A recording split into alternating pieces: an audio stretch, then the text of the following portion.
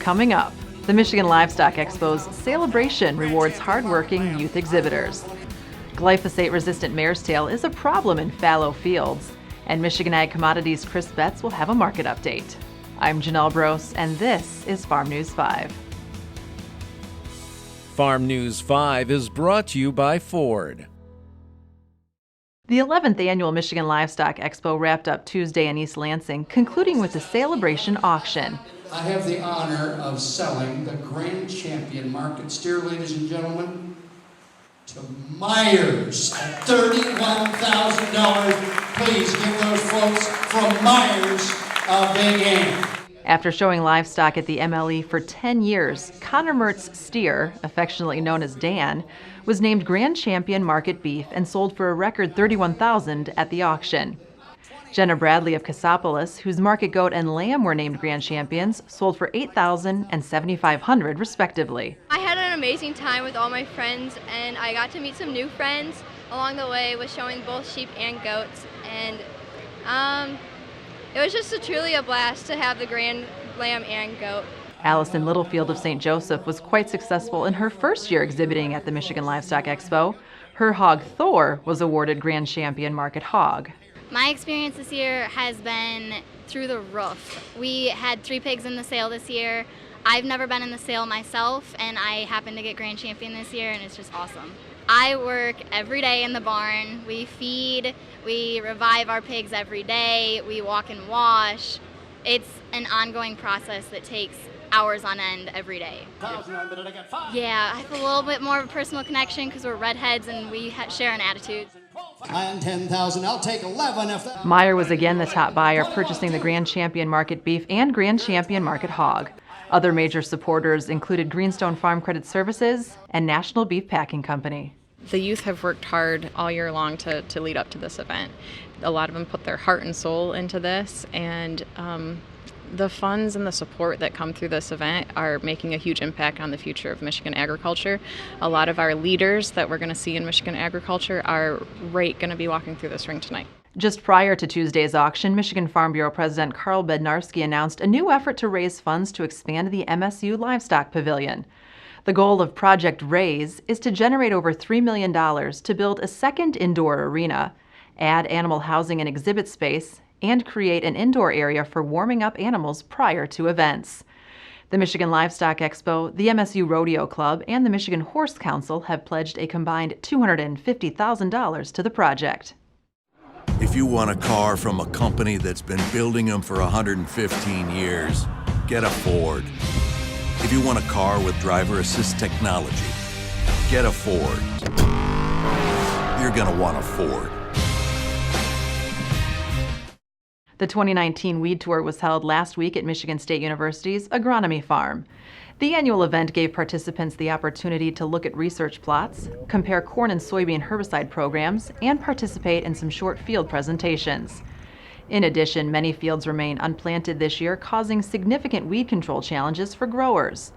The most prevalent weed popping up in fallow fields across the state is glyphosate-resistant Marestail.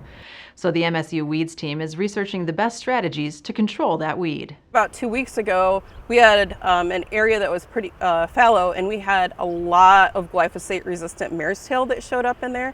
And one of the things that we wanted to do is test out some different strategies. And it's kind of nice. We've got about 10 to 11 different treatments. We've looked at just disking the field, mowing the field, as well as looking at about 10 different herbicide treatments.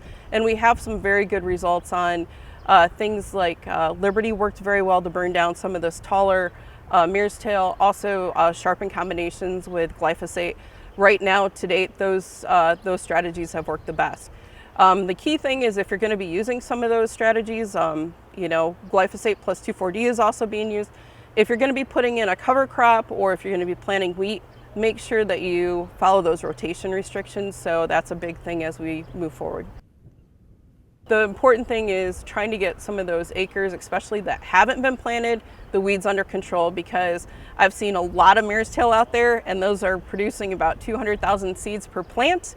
And that stuff flies around. So this has probably been, I think, the worst Marestail year that I've seen. So I think we want to try to make sure we can kind of keep that seed source down. Don't rely on a handshake. Minimize your risk. Protect your relationships. Get it in writing.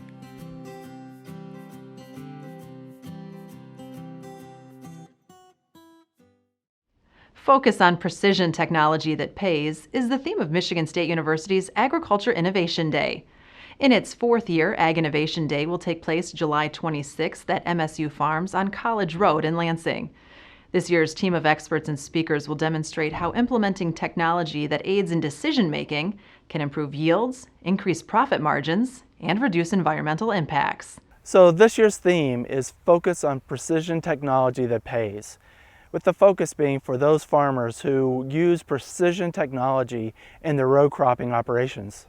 So certainly we have multiple MSU experts that are going to be featured at this year's MSU Agriculture Innovations Day, but we also have speakers from Purdue University, Ohio State University, and also Bruno Bassa, who is also with MSU but is considered a national expert using the application of drones in precision technology and smart ag. The free event will begin at 8:30 a.m. and wrap up around 5 p.m. Pre-registration is recommended but not required and can be completed online. And now with a look at the latest market activity, here is Michigan Ag Commodities' Chris Betts. Thanks, Janelle. Trade has swallowed the latest round of USDA reports and turned its attention to July-August weather. Extreme heat this week was a bit of a concern, but rain late in the week and cooler forecasts for next week pressured ag commodities lower. Expect volatile swings to continue through July and August.